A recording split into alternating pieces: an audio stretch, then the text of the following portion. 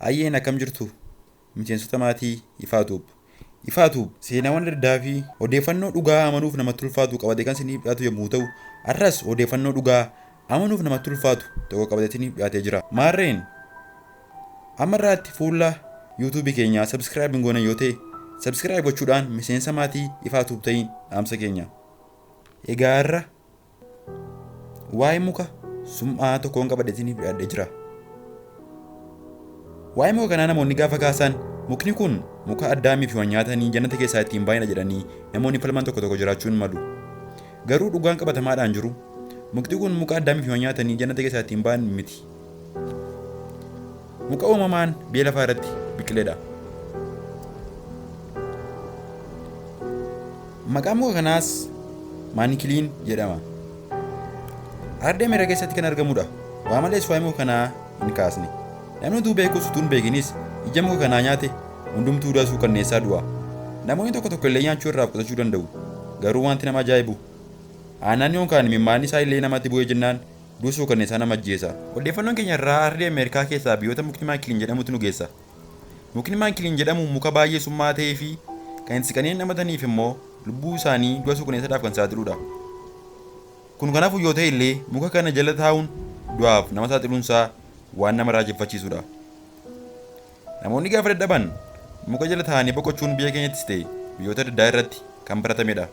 Haa ta'u malee namoonni baay'een muka jala taa'anii boqochuuf kan isaan irratti xiyyeeffatan dadhabbii isaanii baachuu yookaan boqonnaa fudhachuu irratti malee muka jala taa'an irratti miti.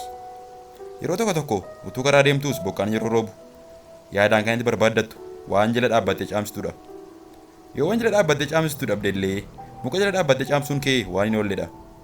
Odeeffannoon kunis wanti akkasii akka nama miidhu kan mul'isudha. Meeshaa kanatti nan deebi'a. Waa'ee muka kanaa meeqan keenyatu beekaa?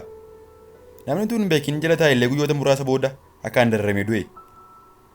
Odeeffannoo kana utuun siiniif hin qoodiniin dura garuu waa'ee muka kanaa siif nan ibsa.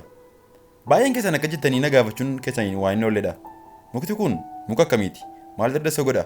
Maaliifis waa'ee isaa dubbachuun barbaachisee jechuu dandeessu. Mukti maankiliin jedhamu kun muka summaa fi sodaachisaadha. Namoonni osoo isaan hin beekin jireenya isaaniis karaa tambisuu danda'eera.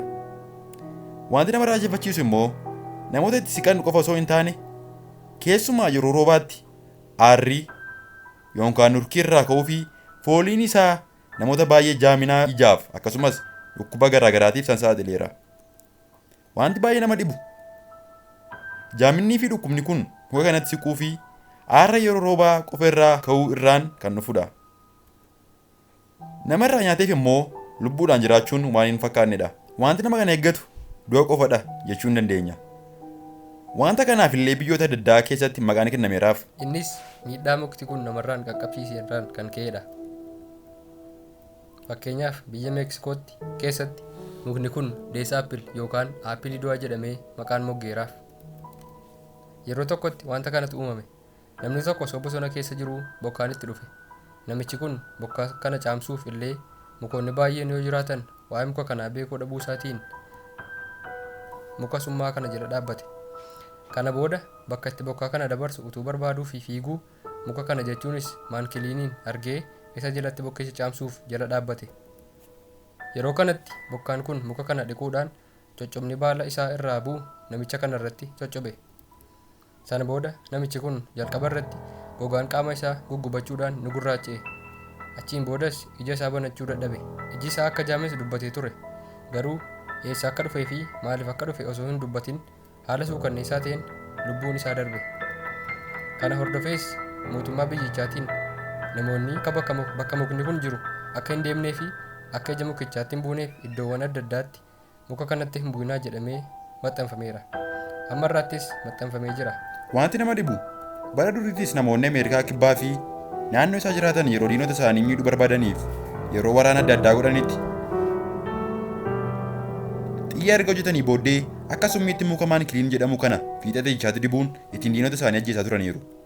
Namoonni xiyya kanaan rukutamanis deebi'anii carraa lubbuudhaan jiraachuun argatan. Sababni isaa mukti kun uumama foon uffate kamiifuu kanneen illee waan ta'eef.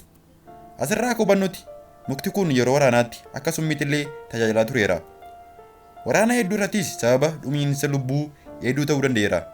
Yeroo jalqabaatiif namni summii isaa kana xiyyaatti dibuun ittiin tajaajilamaa ture waan paas diiloon nama jedhamu yommuu ta'u, amma irraattis yeroo maqaan muka kanaa ka'u maqaan isaa biraa hin dhabamu. Egaa seenaan muki kun namarratti hojjete kana duwwaa otoo hin taane danuun isaatuun dubbatamiin hunkaafamee afeera. Ifaan tuubis har'a waa'ee muka kanaa qoratee isiniif dhiyeessee jira.